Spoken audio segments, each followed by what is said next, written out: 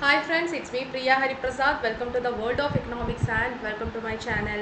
Hope that you all are doing good. ഇന്നത്തെ സെഷനിൽ നമ്മൾ ഡിസ്കസ് ചെയ്യാൻ പോകുന്നത് difference between G D P and G N P. നമുക്കറിയാം നാഷണൽ ഇൻകവുമായി റിലേറ്റ് ചെയ്തിട്ടുള്ള വളരെ ഇമ്പോർട്ടൻ്റ് ആയിട്ടുള്ള രണ്ട് ടേംസ്, രണ്ട് കോൺസെപ്റ്റ്സ് ആണ്.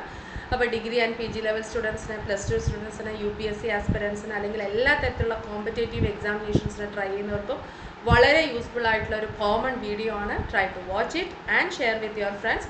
ഇതുവരെയും എൻ്റെ ചാനൽ സബ്സ്ക്രൈബ് ചെയ്യാതെ ആരെങ്കിലും കാണുന്നുണ്ടെങ്കിൽ സബ്സ്ക്രൈബ് ചെയ്യുക, ബെല്ലൈക്കൺ ക്ലിക്ക് ചെയ്യുക, ഓൾ എന്ന ഓപ്ഷനും കൂടെ പ്രസ് ചെയ്യുക. അപ്പോഴേ ഞാൻ ഇടുന്ന പുതിയ വീഡിയോസിൻ്റെ നോട്ടിഫിക്കേഷൻസ് നിങ്ങൾക്ക് ഉടനെ തന്നെ ലഭിക്കുകയുള്ളൂ. Okay then come let's learn together. Let's begin the class. നമുക്ക് അറിയാം എന്താണ് ജി ഡി പി, എന്താണ് ജി എൻ പി അല്ലേ.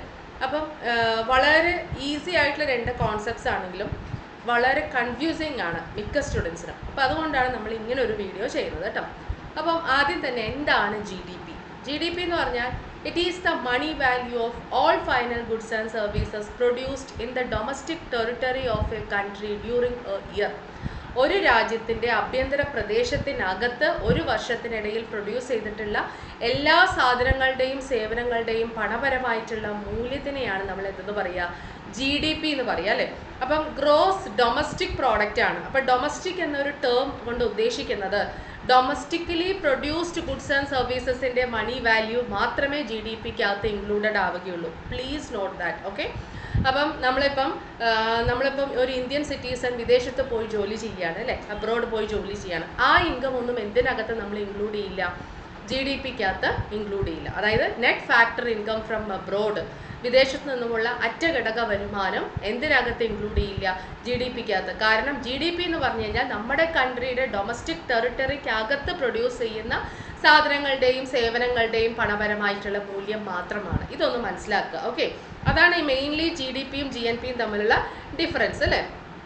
ഓക്കെ, അല്ലെങ്കിൽ നമുക്കറിയാം ജി ഡി പി എന്ന് പറയുന്നത് best non measure of A countries wealth. ഒരു കൺട്രിയുടെ വെൽത്ത് മെഷർ ചെയ്യുന്നത് അങ്ങനെയാണ് അല്ലേ. കാരണം എന്താ, നമ്മൾ എക്കണോമിക് ഗ്രോത്ത് മെഷർ ചെയ്യുന്നത് ജി ഡി പിയുടെ ഗ്രോത്തിലൂടെയാണ്. ജി ഡി പിക്ക് എത്ര ഗ്രോത്ത് ഉണ്ട് അതിനനുസരിച്ചിട്ട് അതാണ് ഇക്കണോമിക് ഗ്രോത്ത്. ജി ഡി പിയുടെ ഗ്രോത്ത് ആണ് ഇക്കണോമിക് ഗ്രോത്ത് ആയിട്ട് നമ്മൾ കൺസിഡർ ചെയ്യുന്നത് ഓരോ വർഷവും.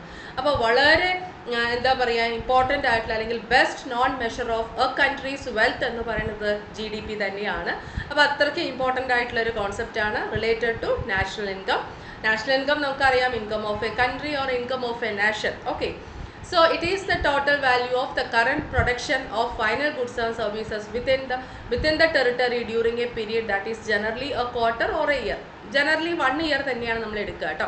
അപ്പോൾ ഒരു വർഷത്തിൽ ഒരു കൺട്രിയുടെ നാഷണൽ ടെറിട്ടറി അല്ലെ, ആ ടെറിട്ടറിക്കകത്ത് ആഭ്യന്തര പ്രദേശത്തിനകത്ത് പ്രൊഡ്യൂസ് ചെയ്യുന്ന എല്ലാ ഫൈനൽ ഗുഡ്സ് ആൻഡ് സർവീസസിൻ്റെയും മണി വാല്യൂവിനെയാണ് നമ്മൾ അതിൻ്റെ ടോട്ടലിനെയാണ് എന്തെന്ന് പറയുക, ജി ഡി പി എന്ന് പറയുക. Net factor income from abroad G D പിക്കകത്തില്ല. അപ്പോൾ ഞാനൊരു ഇന്ത്യൻ സിറ്റിസണാണ്, ഞാൻ അബ്രോഡാണ് വർക്ക് ചെയ്യുന്നതെങ്കിൽ എൻ്റെ ഇൻകം എന്തിനകത്ത് കാൽക്കുലേറ്റ് ചെയ്യും, എന്തിനകത്ത് ഇൻക്ലൂഡ് ചെയ്യില്ല ജി ഡി പിക്കകത്ത്. കാരണം ടെറിട്ടറിക്കകത്തല്ല അല്ലെ, ഇന്ത്യക്കകത്തല്ല അത് ഉണ്ടായിരിക്കുന്നത്, ആ ഇൻകം ജനറേറ്റ് ചെയ്തിരിക്കുന്നത്. Okay, net factor income from abroad G D പിയിൽ ഇല്ല. മനസ്സിലായില്ലേ? അപ്പം ജി ഡി പിക്ക് ഒരു ഫോർമുല ഉണ്ട് ജി ഡി പി കാൽക്കുലേറ്റ് ചെയ്യാനായിട്ട്. G D P is equal to C plus I plus G plus N X.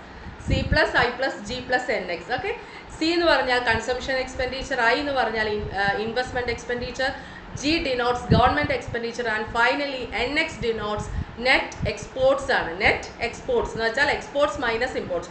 നമ്മളിവിടെ produce ചെയ്യുന്നത് എക്സ്പോർട്ട് ചെയ്യാറുണ്ട്, വിദേശത്തു നിന്ന് ഇമ്പോർട്ട് ചെയ്യാറുണ്ട് സാധനങ്ങൾ. അപ്പം വിദേശത്തു നിന്നും ഇമ്പോർട്ട് ചെയ്തതും എക്സ്പോർട്ട് ചെയ്തതും തമ്മിൽ മൈനസ് ചെയ്ത ഒരു വാല്യൂ കിട്ടില്ലേ, അതാണ് നെറ്റ് എക്സ്പോർട്സ് എന്ന് പറയുന്നത്.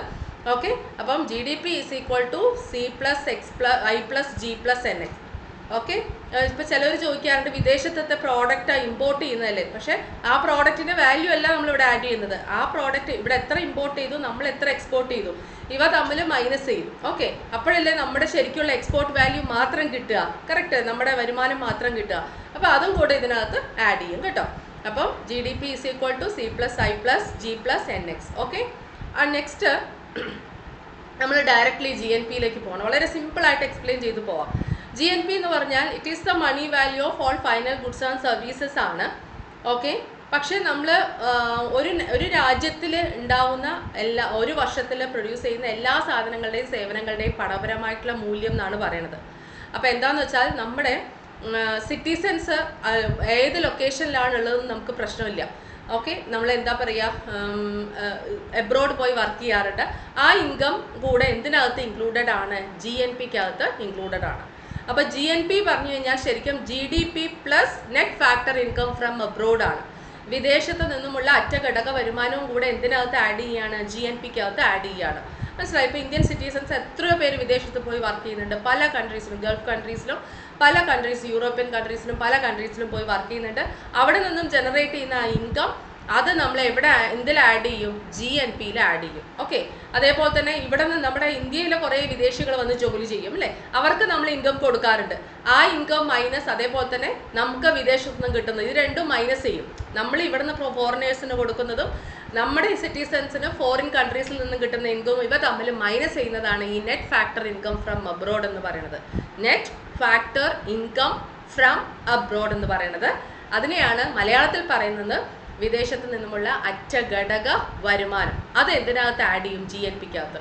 അപ്പോൾ GNP പറയുമ്പോൾ GDP plus net factor income from abroad. അതാണ് ഏറ്റവും ഈസി, നിങ്ങളത് എഴുതി വെക്കണം കേട്ടോ. GNP is equal to GDP plus net factor income from abroad. ശരിയല്ലേ?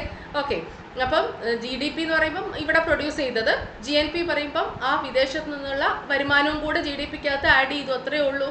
മനസ്സിലായില്ലേ? ഡൊമസ്റ്റിക്കലി പ്രൊഡ്യൂസ് ചെയ്തതും നമ്മുടെ സിറ്റിസൺസ് വിദേശത്ത് പോയി ജനറേറ്റ് ചെയ്തിട്ടുള്ള ഇൻകവും കൂടെ GNPക്കകത്ത് ആഡ് ചെയ്യാണ്. അപ്പം GNP എന്ന് പറയുന്ന സമയത്ത് നമുക്ക് GNP measures the income of residents in the economy. Residents എവിടെ ഇരിക്കണമെന്ന് പ്രശ്നമില്ല, ഏത് ലൊക്കേഷനിലായിരിക്കണം എന്നുള്ളത് യാതൊരു പ്രശ്നമില്ല അവിടെ അല്ലേ. അപ്പം ആർക്ക് എവിടെ വേണമെങ്കിലും പോയിട്ട് ഇൻകം ജനറേറ്റ് ചെയ്യും, ആ ഇൻകം ഈ GDPയിൽ ആഡ് ചെയ്യും. അപ്പം GNP measures the income of residents in the economy regardless of whether the income comes from domestic production or foreign production അല്ലേ. ഡൊമസ്റ്റിക് പ്രൊഡക്ഷൻ നിന്നാണോ ഫോറിൻ പ്രൊഡക്ഷൻ നിന്നാണോ ഒന്നും നോക്കില്ല, നമ്മുടെ സിറ്റിസൺസ് ആണ് ഇൻകം ജനറേറ്റ് ചെയ്ത് കൊണ്ടുവരുന്നത് എങ്കിൽ അത് നമുക്ക് GNPയിൽ ആഡ് ചെയ്യാം.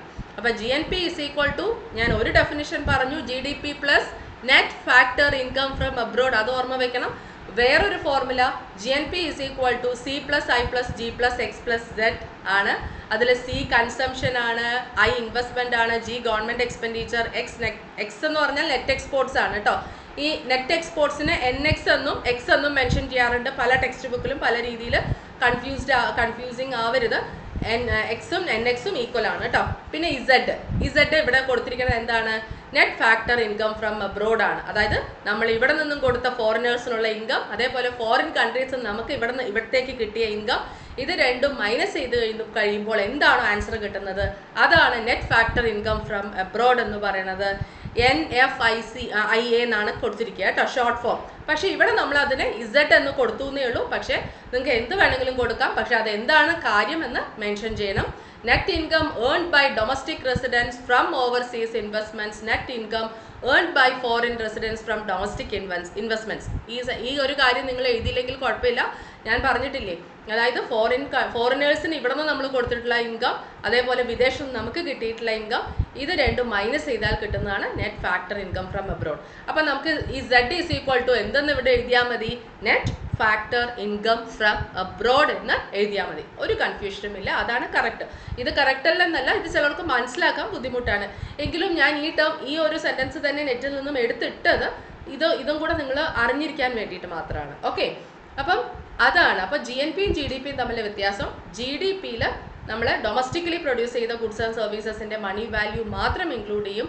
GNPയിലാണെങ്കിൽ നെറ്റ് ഫാക്ടർ ഇൻകം ഫ്രം അബ്രോഡും കൂടെ ഇൻക്ലൂഡ് ചെയ്യും. ഇതാണ് ഡിഫറൻസ്, മേജർ ഡിഫറൻസ് എന്ന് പറയുന്നത് GDPയും GNPയും.